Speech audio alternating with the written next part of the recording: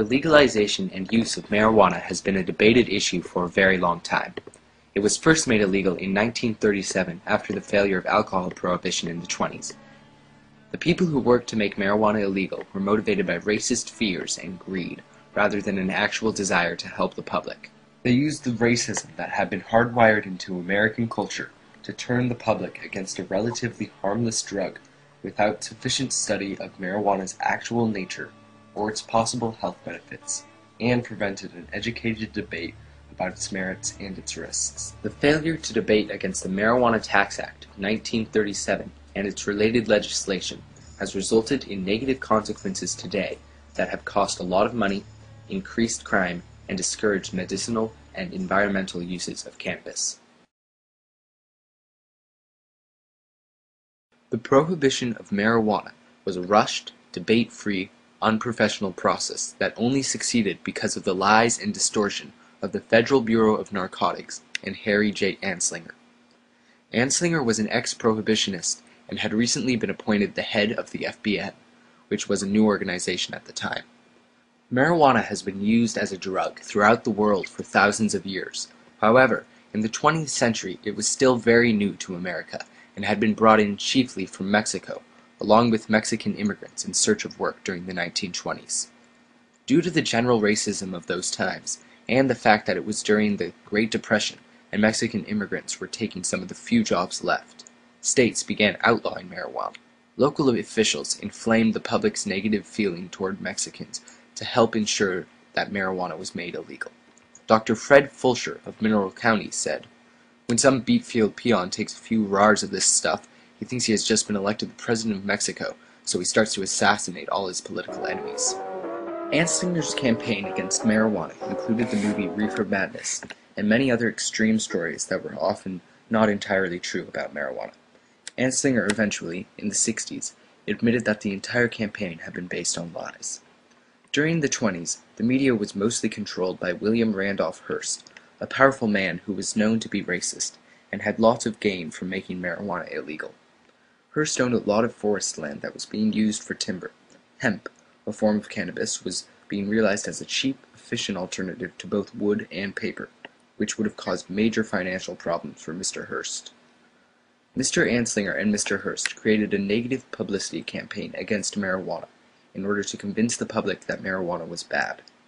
Anslinger portrayed marijuana as the worst menace to society ever and helped make films like Reefer Madness and create propaganda to make the public fear the drug. The newspaper reported stories of murder and crime resulting from marijuana use. Marijuana was also often presented as a drug of African Americans and Mexicans. The law which made marijuana illegal, the Marijuana Tax Act of 1937, was hardly debated at all because of the very little that anyone knew about marijuana was from Anslinger, and it did not represent all of the facts. The congressional hearings for the Tax Act lasted only 2 hours compared to the many days that such debates usually take. The only opposition to the bill was by William C. Woodward, the then president of the American Medical Association. When asked what he thought of the bill, Woodward said that the American Medical Association had found no negative effects of the drug and that he didn't believe that there was any good reason for it to be made illegal. To this, the congressional panel replied, "If you can't say something good about what we are trying to do here, why don't you just go home?" When the law was finally brought to a vote before Congress, Republican Congressman Bertrand Snell asked what the bill was about. House Speaker Sam Rayburn replied, "I don't know. It has something to do with the thing called marijuana.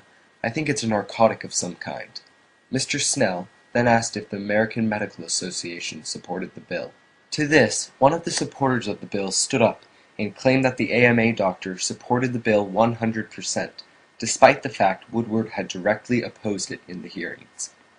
These two questions constituted the entire debate of the Marijuana Tax Act, and afterwards it was quickly passed. As a result, the U.S. has suffered serious economic, social, and environmental consequences ever since. Last year we arrested more people than ever before on marijuana charges, 800,000 people. It's a waste of money, it's messing up a lot of families, and it is counterproductive. Keeping marijuana illegal has been a huge strain on the American economy in a number of ways. If marijuana were made legal and taxed, Harvard economics professor Jeffrey A. Miron estimated that the government would gain almost $7 billion in new annual tax revenue. While the legalization of marijuana would provide a great opportunity to supplement the legitimate American economy, the cost of enforcing current marijuana law is extremely high. Between law enforcement officers spending resources on enforcing the laws, the amount of cases marijuana adds to an already crowded judicial system, and the cost of imprisoning these nonviolent offenders, the total costs of current marijuana law are significant. In 1999, the government spent $7.7 billion on enforcing marijuana law. In a recent interview, former Seattle Police Chief Norm Stamper said, "Tens of millions of Americans have been busted for nonviolent pot-related offenses. Their lives damaged, if not destroyed. Families and communities have been fractured, and, as noted, the credibility of government, particularly our law enforcement agencies, has been undermined. When we arrest people for victimless crimes, instead of rehabilitating them, we put them into a prison system with hardened criminals. Small-time drug users get criminal records that make it difficult or even impossible for them to get legitimate jobs. Many people fear marijuana because they believe that since it is a drug, it may lead to people using harder drugs. This is commonly called the gateway theory. This theory is sadly true in the current state of drug law. Because marijuana is illegal and sold by dealers who may also be selling harder drugs, they can pressure their marijuana customers into using more dangerous drugs. Numerous studies have shown that marijuana as a recreational drug is much safer than both alcohol and tobacco. By making marijuana illegal, government loses the ability to control and regulate its production and use, and instead puts its regulation in the hands of criminals. Current prohibition against marijuana makes it easier for underage people to access than alcohol, while at the same time makes it more dangerous to use, because without government regulation, there is no way to ensure that the drug has not been tampered with. In addition, by keeping marijuana illegal, the government indirectly funds crime. Because marijuana is illegal, it has to be grown, transported, and sold through illegal means, which creates powerful criminal groups like the Mexican drug cartels, whose main source of income is illegal marijuana sales. If marijuana were made legal, these criminal organizations would lose a huge source of profit and a lot of their power. Hemp, which like marijuana is a form of cannabis, has the longest and strongest fibers in the plant kingdom. However, hemp was made illegal along with marijuana in 1937 because of the wood and paper industry's fears of its promise as a cheap and efficient alternative to wood and paper. As a testament to its many uses, Henry Ford produced a car which was made of fiberglass produced from hemp fibers stiffened with resin. This material was so tough that it didn't dent even when hit with a sledgehammer. This car ran on ethyl alcohol fermented from hemp. Sadly, because hemp was made illegal to grow and produce, the car was never sold. Until it was made illegal, hemp could, as Popular Mechanics declared with the headline, "New billion-dollar crop," provide a major boost to the economy and decrease our dependence on foreign imports. Hemp has an amazing amount of potential to be used for paper, building supplies, fuel, food supplements, and much more. Hemp is extremely environmentally friendly. It grows with no need for pesticides, matures in 4 months versus the 20 years it takes for trees to mature, and produces 4 times as much plant fiber for the same amount of land. Marijuana is an amazing plant that should not be illegal.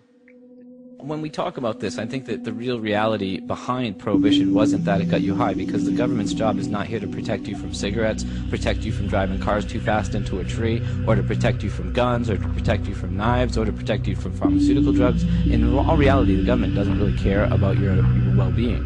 The reason they really stepped up and said marijuana was so bad is because it competed with a lot of the synthetic solutions that they were offering us now in society. Things like plastic, things like tree paper, things like petrochemical fuels were not actually always derived from these sources. And what, when we talk about everything leads to pot, in a really weird way it does. Back in the 30s, if I'd walked up to you and you'd been a hemp seed oils producer and you made paints and varnishes and things like that, or ropes or sails or heavy duty tents or canvas for art, and I'd walked up to you and said, hey, they're going to make a plant called Awesome illegal, you looked at me and said, I've never heard a plant called Awesome.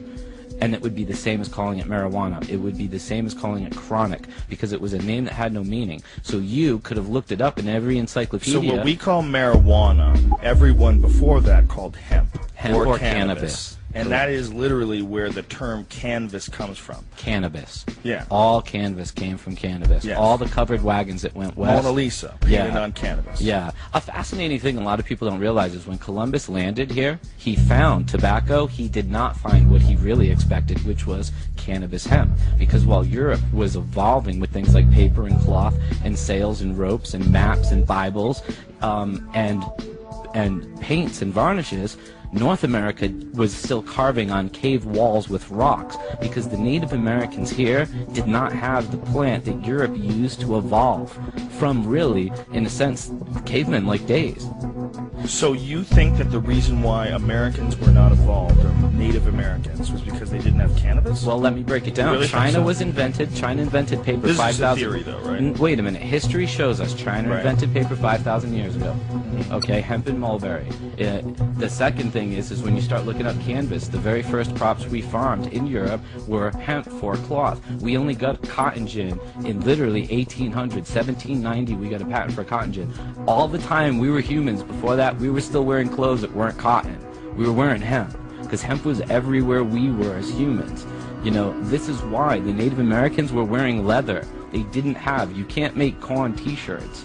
You get me? Right. And when people think that our country was founded, our farms were founded on corn and cotton, they are kidding themselves. These people that are going to Farm Aid in a few weeks, thinking they're going to save the world by having locally grown produce, are stoned. We built these farms growing canvas so that those covered wagons could go west, and so soldiers could have heavy-duty clothes and tents, and so that people could actually have the materials that they used to, like, actually cross the Atlantic. This is where cannabis gets into a really big role, because when you go backwards and you say what was available, well, okay, it wasn't silk we were wearing, wasn't cotton we were wearing, wasn't rayon we were wearing, wasn't any of the synthetic fibers that we think we have today. It was realistically hemp, and hemp is what we started growing all over North America, because we needed to found this country, because we didn't have hemp growing. That meant we couldn't make ropes, we couldn't make paper, we couldn't make clothes, we couldn't make sails to sail back to Europe with, unless we grew hemp. They used to have to sail with barrels and barrels of hemp seed, because if they crashed, they would be able to grow back the source materials to fix their ship with to get the hell out of Dodge. You could eat the seeds while you were traveling, because hemp seed has been a nutritional source for us for thousands of years. And now we know through science. We prohibited this plant before we were using vitamins and minerals in the 40s when we had this big epiphany they were good for us. And we outlawed the #1 nutritious-based plant for these foodstuffs. And they were using this stuff historically because it traveled well, it's small, it crunches up, you can eat the hull. And what they would also do is they would plant it in places they went. Hemp seed was such a valued commodity in places like China, they would kill you if you try to export their varieties of Chinese hemp. Thomas Jefferson, our president, smuggled hemp seed out of China, if you go look up his historical record.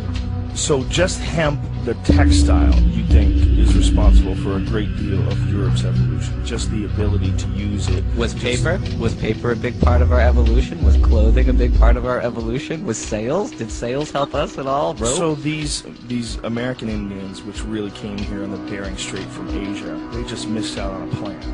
When you look at it this way, they did not have the tools available to them that the Europeans had. And they weren't even riding horses until the Europeans. The Spaniards. That's a lot of people don't even know that. They were nomadic, wearing leather, horses, chasing animals. With their feet, they would run after them.